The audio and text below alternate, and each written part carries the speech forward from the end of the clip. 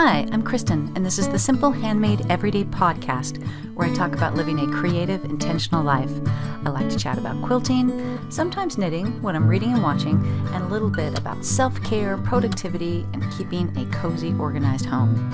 I've got my cup of tea in hand, so grab yours and let's settle in for a chat. This is episode 80. Hello, friends. How are you? Wow, episode 80. I feel like that's a little bit of a milestone. I'm coming up on this coming February will be 3 full years of doing the podcast. So I'm frankly a little incredulous that I have kept it up, but I love it. I love connecting with you guys, and it's so much fun. So how are you? It is the weekend before Christmas here in 2021, and we're just kind of getting down to it, and we've had some nice cold weather here in Southern California, which is very nice. It helps make it feel Christmassy. I mean, we've certainly had our share of 85-degree Christmases, and I'm glad that this does not seem to be one of them, and even better bonus is that it apparently will be raining next week for Christmas, and that is so nice. We've had, I think, 3 little things of rain here in the last few weeks in California, and we're in a severe drought. So happy about that. So, have you grabbed something fun to drink while we talk here, while we chat? I again am drinking the Twinings Christmas tea, which is just black tea with some cinnamon and cloves and just like really, good, not overly done, but kind of light spices, and that is delicious. I've been really enjoying that lately. Speaking of Christmas spices, I did a simmer pot yesterday that I, pulled off the internet. So just on the stovetop, I had a sliced up orange, like a half a cup of cranberries, and then I had ordered online bulk because it was so much cheaper, star anise, which is just such a beautiful spice, and allspice and cloves. And then I threw in a rosemary sprig from our garden, and a couple cinnamon sticks. So, and it was nice. It was a little strong. I feel like when I do it again, I would maybe back off some of these spices a little bit. It was, I've mentioned before, I feel like I've got a pretty good sense of smell, so smells can get overwhelming for me easily, but, and maybe I'll try that again next week when everyone's just home and chilling out, and just, I love those, that idea of having this just simmering on the stovetop, and then I just kept adding water to it, and it's actually just in the refrigerator. I've heard people, like with what are those called? Like a wood burning stove, will just leave it, just fill it up with water even when they go to bed, and just leave it simmering, just barely simmering all night. So I think I can use it again. But it's pretty strong. So I need to kind of figure that out. But it was a super fun little project. What else? So we're, it's the 19th. We're decorated. The boys came home from school, from college, last weekend, which was great. I wanted to have everything except for the tree, all decorated, so they came into a Christmassy house, and I think they appreciated that. My middle son, Jonah, is done with college. So that's 2 kids out of college, which is a little bit unbelievable, and kind of a neat bookend that he finished his last quarter of college. He's graduating a couple quarters early, and then my youngest finished his first quarter of college at the same time, and so that was pretty special. They were both in the UCSD jazz band, Jonah as a guitarist and Ben as a drummer, and we really had wanted to go down and see them perform live together. I want to say, it's like the last time they'll play together. We don't know that. Who knows what the future holds? But it was not an in-person concert, so we were just able to stream it, which was nice, but not like being there. But apparently they were allowed more horn players if there was no in-person audience. So anyway, so that's been just nice. The house is full again. The dishwasher always needs to be emptied. The water bottles are filling up the windowsill. The trash always needs to be taken out. But life is full. I'm even wrapped earlier this year, which is really nice. And I did the same thing I did last year with the brown paper. And then I've now sprinkled in some silver and white packages because the brown was looking a little dreary, but still fun. one thing I was going to mention earlier that I didn't is I made the decision to not send Christmas cards this year. I have sent Christmas cards every single year since my daughter, who is 23, was born. And except for maybe the year that I had cancer, I probably didn't do cards then. I don't actually remember a lot of things about that year. But I was thinking that, all the kids are out of high school. I get so many fewer cards than I used to. I used to feel that it was a bit of a social contract. Look, I'm sending you Christmas cards. You're sending me Christmas cards. But I felt like people are not doing that anymore. So I thought I would not send them for a year to see how it feels. Because, I can always do it next year. No one's really going to look that different. Because I always send, like the picture type of Christmas cards. And I got to say, I struggled with a little guilt. My husband was like, "What? You're not sending cards?" And I'm like, "Tell me if it bothers you." But he didn't really push. And, of course I was going to say, well, then you can make them and send them if it bothers you. He maybe saw that one coming. I'm not sure. I'm struggling with a little guilt, but I'm ready to let it go, to be honest with you. So that was kind of a different thing this year, and certainly took a what seems like a big thing off of my to-do list. And I'm also sort of holding off on baking. I mean, the last 2 Christmases, my daughter would have been home by now, and she really likes to bake. And so she's not coming till the 23rd. And then she does we've all taken from the 23rd through the end of the year off, all of us that have jobs. And so that will be a nice, relaxing time with family. I love that. I'm wondering how long we can keep up that tradition of people being home during that week, because it is wonderful. But we usually our thing in our house is to make fudge. And that came from my husband's side of the family. So we make fudge, and I will probably start that today, my husband and I, and we do give a little bit of that away. I give a lot of less goodies away these days. But there are some people that I want to do that for. And I told Chloe when we talked yesterday, I'm like, okay, I'm not going to bake anything till you come home. And she was already like, oh my gosh, there's so many goodies at work. And so we may not even do cookies this year. Who knows?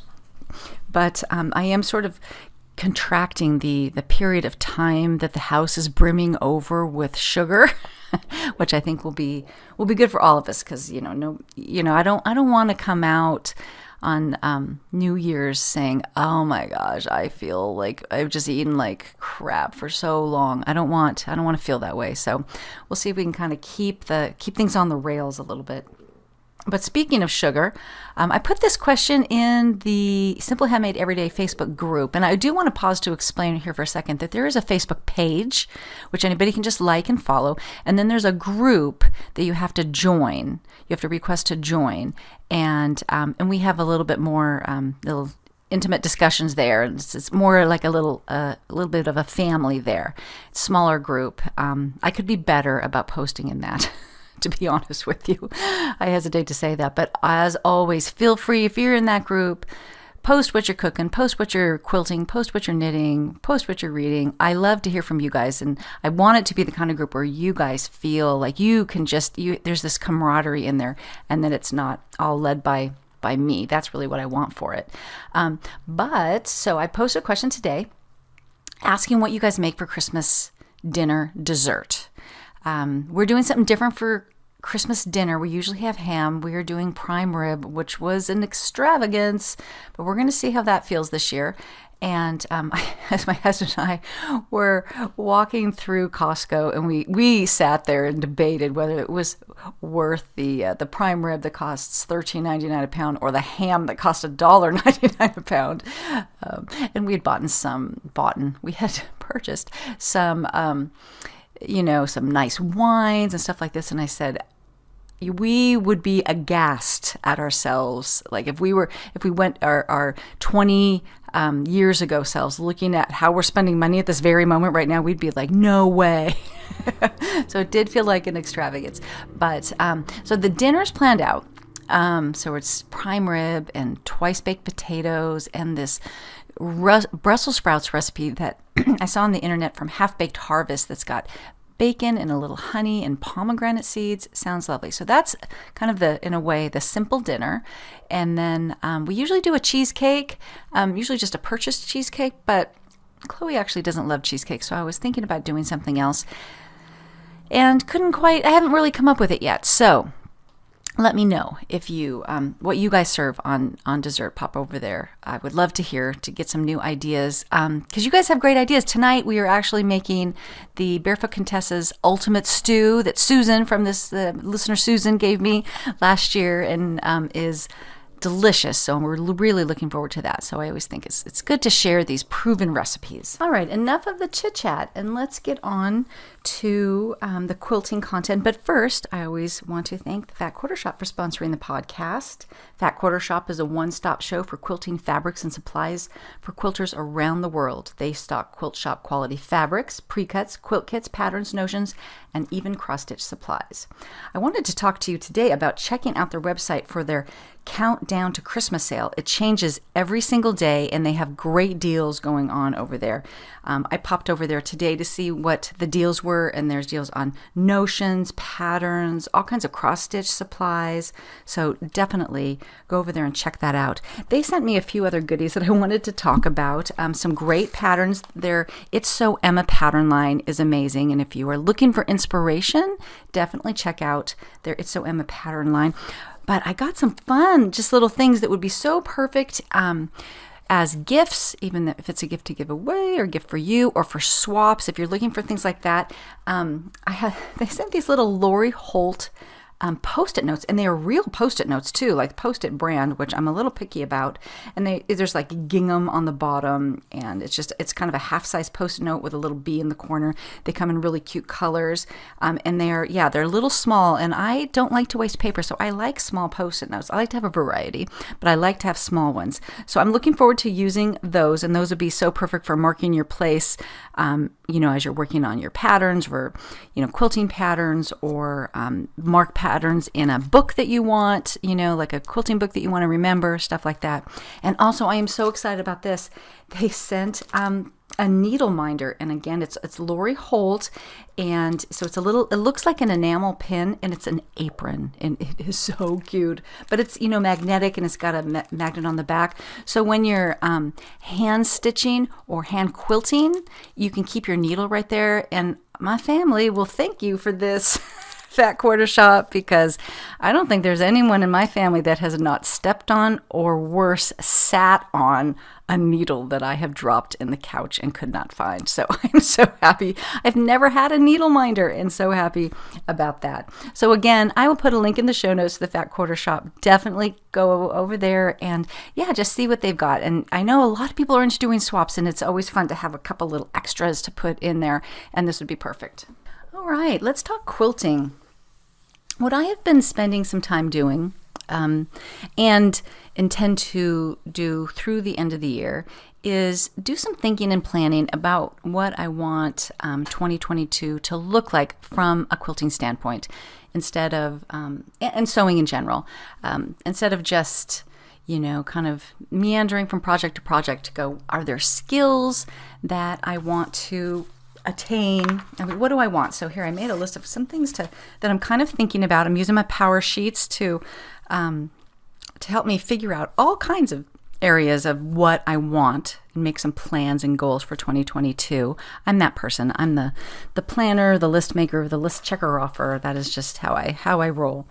But some things that I was thinking about, and I just wanted to share with you in case you were kind of in the same place, or just get you thinking about what you want out of this quilting hobby that you have in 2022.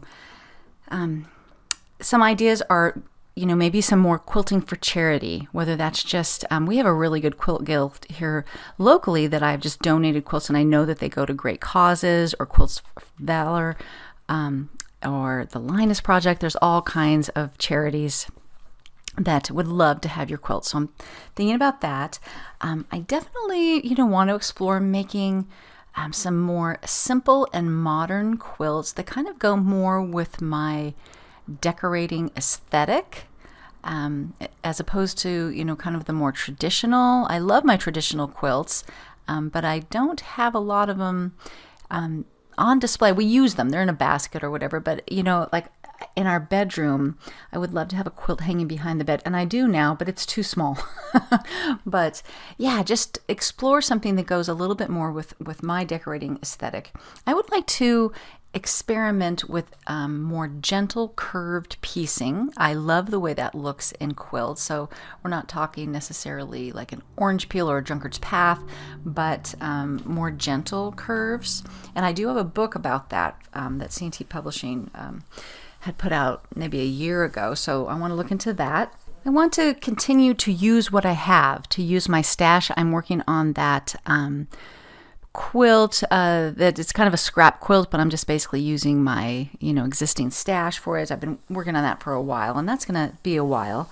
And I also have a couple like full quilts worth of fabric that was some quilts in mind that have just been sitting around for years. So I want to be a good steward of the fabric that I have already purchased before I don't like it anymore.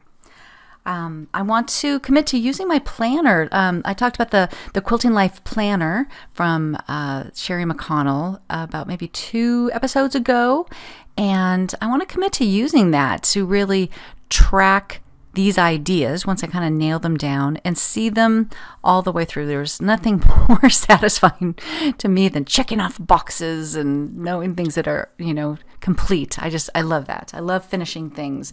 So I want to do that. And maybe keep my expectations low. Just one thing for my wardrobe. So last year I bought the pattern for this linen tank, and I did not make it.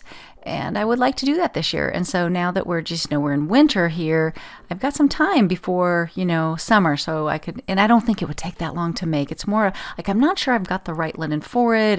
And should I find, use some of my cheaper fabric, if I even have enough, or an old sheet or something to make a muslin, I'm sort of stuck with some indecision on that. But I would like to sew a little more from my wardrobe. I have no desire to have a completely handmade wardrobe or anything like that, but I would like to have some pieces that I have made, and that seemed like a really good place to start.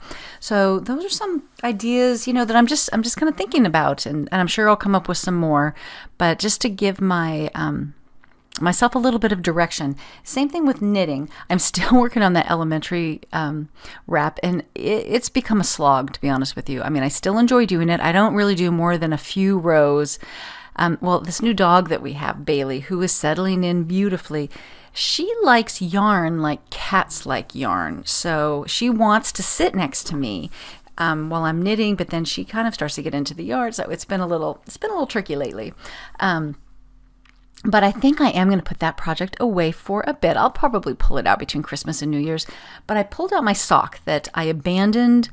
My sock, and all I'm doing is I'm going down the foot, so it's just I'm around and around and around there, no purling, which I could really appreciate right now. So I think I'm just going to finish off that, get that hit of dopamine for finishing a project, and then go back to that.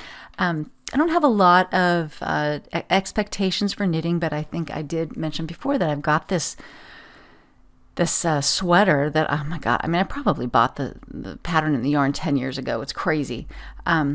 But the sleeves are all wacky, and I need to tear them out and do them again. And I'm like, okay, you know what? You just need to finish that. It's a 3/4 length sleeve too. Come on, Kristen, you can do this. So that's the only thing I really have ideas about for knitting this year, is like, just finish that. So I just wanted to encourage you to maybe, sit down and put some thought into if there are new skills you wanted to acquire. Are there certain people on your bucket list, like you've given away quilts? Like I kind of work my way through giving a quilt to different members of my family. Each of my brothers and my dad has a few, and then I work my way through some friends, and I want to continue. That's probably another thing that should go on my list. Like, who should I make a quilt for this year that I can give away? But maybe you're just, the type of person that just, whenever you're working on something, you already know, like you've got a gazillion things in mind for your next project. But I've made enough quilts now that I feel like I need a little direction to keep me fresh. Oh, I would like to design a quilt and submit to a magazine this year. I was on a roll of doing that for many years, and last year I never did. And I would like to. I have one in mind. And so I'd like to get onto EQ8 and play around with that idea and maybe come up with some new ideas. That's I kind of miss the designing quilt aspect of things. And then I've got some other things that I want to dabble in, some other creative outlets. I told you before about that drawing book, and I have not started it yet. That's another thing I'd like to do, especially during Christmas and New Year's, is start working on my drawing skills. I bought the big pad of paper, which is the only thing I bought so far. I haven't bought any special pencils or anything, but I'd like to do that. I'd like to improve my drawing skills. I think it might have been last year that I got some watercolors. I do not know what I'm doing with watercolors, so that's another thing I would like to explore. I don't think of myself as being a person that's like interested in every different kind of craft, but I would like to dabble in some things outside sewing and knitting just a little bit. I think that you get some ideas, some cross-pollination, happens there. As a matter of fact, I got those watercolors and the workbook that goes with that to really explore color theory so that it would improve my quilting. So that's interesting how things sort of, everything's connected. So I'm just curious, what other crafts do you guys dabble in? If you, you can let me know in the comment section in the Facebook group, where I post this. Just chime in and tell me things about what other types of things do you dabble in? I know we've got a number of crocheters in the group and people who are into using their Cricut and sewing, little zipper pouches and things like that. Like, what are the other types of things that you guys like to do? All right, let's talk books a little bit. I have been reading this book called Grocery Girl by Virginia Adele Smith. And what's cool about this is I heard about this book over in the Quilt Fiction Club, which is Frances Dowell's Facebook group for, if you're not in that group, it's a fabulous group. She really has a lot going on in there that goes along with her podcast, the Quilt Fiction Podcast, which is amazing, and you should be subscribed to that. She does a lot of just different kinds of fiction that's a little bit quilty. So someone in that group, I think this Virginia Adele Smith, I think that's a pen name, because there's a woman in that group who wrote a romance novel called Grocery Girl, but it's definitely got a little bit of quilting in it. The main character, Marie, is a fabric designer, and she has a little... is it a quilt shop? They don't spend a ton of time in this, but she definitely, she makes quilts, she designs fabric, she does quilt guild lectures and things like that. So it's just one of those fun things where you really know that the person who's writing the book knows about quilting.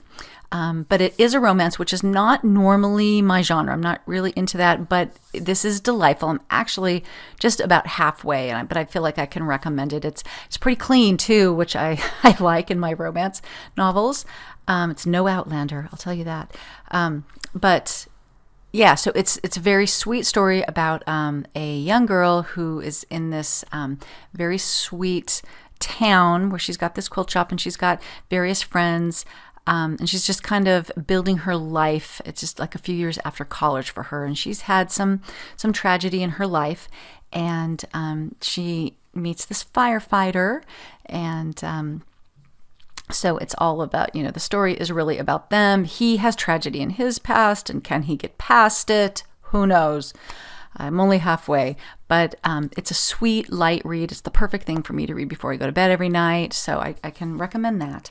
And then a number of you I've seen in the Facebook group are reading or rereading Winter Solstice by Rosamunde Pilcher, and so I pulled that out. I've got it right here. My new dog bit the corner off of the cover, and it has just reminded me of how much I love this author and how much I love this book. And I've already talked about what the book's about, but it's a great Christmas story, and it's not super Christmassy in some ways. But what I love about her writing is the way that she describes houses. I've said many times before that I feel like the house in a Rosamunde Pilcher story is a character as much as any person is. But the way she describes the interiors, and even more than that, which are very homely. Like they're just, it's the small little room with, like pegs on the wall and a peat fire going in the fireplace and a jug full of flowers and a few pieces of, well-worn furniture and a homely rug. It's just like, it is coziness, personified, the way she talks about these things. Now, she actually has, in some of her other books, she has more grand houses, and she describes those beautifully and also in a way that makes them seem, sort of homely, also. So that's kind of interesting. But I'm all about the cottage with the she's an avid gardener. So she describes, like these overgrown gardens and all. It's funny. It's all the chaos that I love to read, but I don't necessarily run my life that way.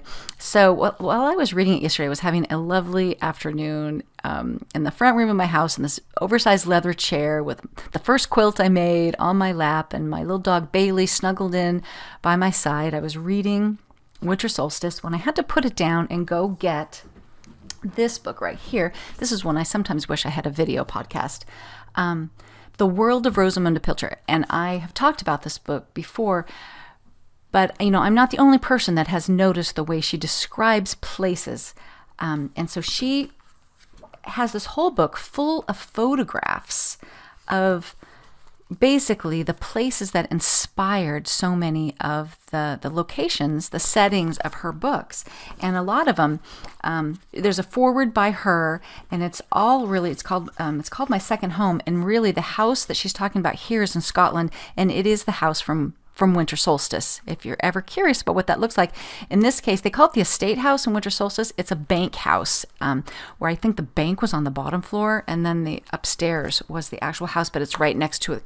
In this case, it's actually across the street from the cathedral, and it's got all the little stores. You don't need a car. You can walk to everything. So if you've read Winter Solstice, it is that little town.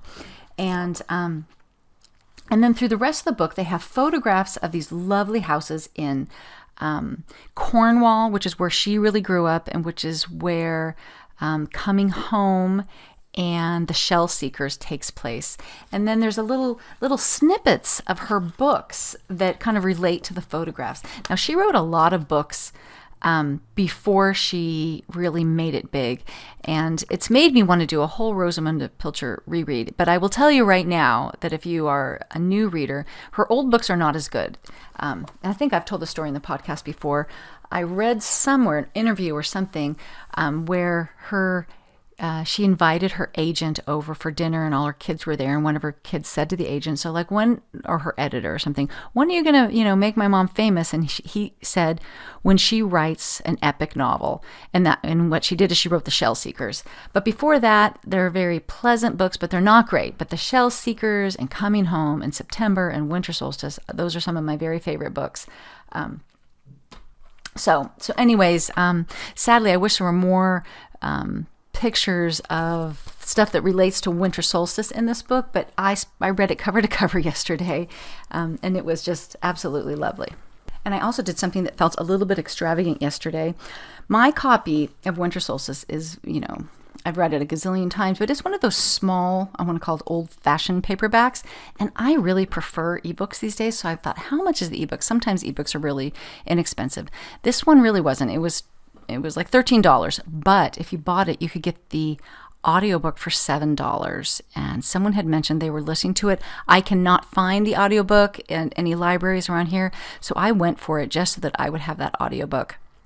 And now I'm actually enjoying reading it on my Kindle a little bit better too. So that felt a little bit of an extravagance, and I have not listened to the audiobook part of it, but I'm really looking forward to doing that later today. All right, on the TV movie kind of section that we do here, I don't have a lot to report. I've decided that we don't really like Christmas movies, and I know that's like a terrible thing to admit, but at least I don't like any of the newer ones. So every time we go, we should watch something Christmassy, we don't really get very far. I did start the Great British Baking Show Christmas special.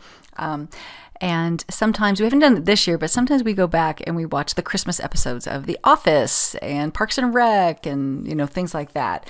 But we're struggling with that. But I did finish Madame Blanc, which is a new mystery series on Acorn. And all the episodes are out. There's 6 episodes, and that was a complete delight. I'm so happy to have found that show. I'm sure there will be more seasons. And I started watching the behind the scenes part of it, and it's really fun to watch because the woman who stars in it, her name is Sally Lindsay. It was her idea. She co-wrote it with another woman that's in the show. So I love I love it when women create vehicles for themselves. And it has, she's an antiques dealer. I talked about this last episode, but she goes to the south of France when her husband is killed. And, there's like a new mystery every episode with an overarching story as well. But also in the behind the scenes, I found out that it's not filmed in the south of France, but it's filmed on Malta, which I found fascinating. And the cinematographer talked a lot about how some of the architecture and the color of the stone on Malta, everything's like the same color because it's an island. There's only one stone in it. I'm not sure, but it might be limestone. So like every building, they all look alike. But I guess that same light colored stone is very popular in the south of France. But in the south of France, the roofs are all like pitched roofs, and in Malta they're all flat, so they have to be careful about how they film things so they're not showing too much of the roof line. It was very, very interesting, but it was way cheaper to film on Malta than it is to film in the south of France, so they were very clever. But so I'm just very much enjoying that. And then as a family, we're about to start the season 11, the most current season of Curb Your Enthusiasm, which is, such a funny show. So that's all that's going on there. I hope you guys are finding some better Christmas movies than I am. Before we move on into our last segment, I wanted to once again thank Silk and Sonder for sponsoring the podcast as well. Silk and Sonder is a monthly journal subscription that you can do monthly, quarterly, or yearly. And it is a delight because every single month you get a new one in the mail, and each one has a theme, and they have new sections to inspire new types of journaling, and then other pages that are consistent from month to month to help you to plan your week, plan your month, and really intentionally get the things done each day that you want to get done. And I just got my January planner, and it has got some great pages in it. They have a gorgeous gratitude log that is sort of like it's just beautiful in an artful way, that looks like each day you write, it's like rays of a sun coming out. I'll take a picture. And they have this, a few pages that remind me a little bit of the power sheets. So if you don't want to do anything in depth as power sheets, Silk and Sonder's got your back here because they've got ways for you to think about what you want, about your passions, your missions, your vocation, your profession, and how all those things come together and overlap to find like what your real purpose is. There's some great poetry. There's an imagination exercise. There's space for a vision board too, so that you can just kind of do a little like a brain dump or a mind map of the things that you want to do. It encourages you to imagine your dream life and how to find the parts that you want to focus on and move forward on each month. So as a bit of a surprise, they sent me 2 extra journals again this month. I wasn't expecting that, so I am super excited to be able to give away 2 more, and it's if I'll make the giveaway short so that I can pop them in the mail so that you can hit the ground running in January. So I'm going to hold this giveaway just on my blog on the show notes. So if you would like to win a Silk and Sonder journal, just go over there and comment. What should I have you comment? Comment on whether you currently journal or whether it's something that you would like to get into, because this will definitely help you to do that. And if you just want to jump in, they are 20% off right now. I'll put my link in the show notes. If by the time whenever you listen to this, if they are not still, sometime in the future, if they're not 20% off, you can use my link with my code SHE15, which will always give you 15% off. So that is Silk and Sonder. So definitely go over to the show notes. Every episode I have show notes, and with all the things that I talk about, links to all those things, and go enter to win yourself a Silk and Sonder journal. You will not regret it. So for our last section here, it's a bit of a mishmash these days of self-care and productivity and homemaking, and because all those things, they are all related to me. So I mentioned before that I'm still doing my journaling with Silk and Sonder. I am working through my power sheets to kind of figure out, not just in the my creative life what I want to do, but more practically things I want to do around the house and what other goals that I want to knock out. So I'm still kind of processing that. I've got more work to do, but I definitely want to do some upgrades in our house. I've said over 5 years, I would like to really turn this house into the home that we can just kind of relax in, into retirement. Not that we're retiring in 5 years, but that seems like a good time frame. And so one of the things I want to do is do the renovation on my bathroom, which I feel just paralyzed about. So I need to figure out what are the small steps to move forward with that. I will just put it out there that this is the year that I want to deal with getting down to a goal weight and staying there and feeling good about that. And I'm working on some things there that I'll share with later once I have some success to talk about. And I'm also thinking about this podcast and if there are changes that I want to make. And I would like to hear from you guys. If there are things that, what do you like? What do you not like about the podcast? Are there some things that you wish I talked about? Or just let me know if you have any suggestions about what you would like to see in the podcast. Somebody had emailed me and asked if I had considered doing it as a video podcast, kind of the way A Quilting Life does. They do a video and then also the same thing as an audio, and I have thought about that. It's a lot more work to get basically a nice set up, but I would consider that. I would, if nothing else, like to try just to do a few episodes like that to see what that would be like. But if you have any ideas, I am open to those. So I always like to hear from you on that. And as I was, thinking a lot about, changes that I want to make, little ways I want to spruce up different corners of my home, I came across a podcast. I haven't listened to it yet, that where they talked about Nancy Meyers' decorating style and how much they love that. And this was on an Instagram account that I loved the interiors of their house. I'm like, oh, well, who is this Nancy Meyers? Well, you might know, but I did not know that Nancy Meyers, oh gosh, now I want to say, is she a director of some movies that I have not seen that many of, and which is why I didn't really realize, but it's something's got to give. It's complicated, The Intern, but it's kind of a thing that people love the interiors of the kitchens especially, but kitchens and living rooms of Nancy Meyers movies. So I had to go look that up. I'll put a link in the show notes for you. But basically, and it's my jam. It's a little more cluttered than is really my jam, but I could get over that. There are a number of people that have written about her style, and the one I like best basically describes it as she has all the elements in a room that make a home a home. She's got herbs on the windowsill, piles of books, flowers, fresh flowers, bowls of fruit, throw pillows. And what I've noticed, it's layers of textures. And that's one thing that I've learned that I didn't do early on in my decorating life, is layering of textures. And I learned this really from the nester.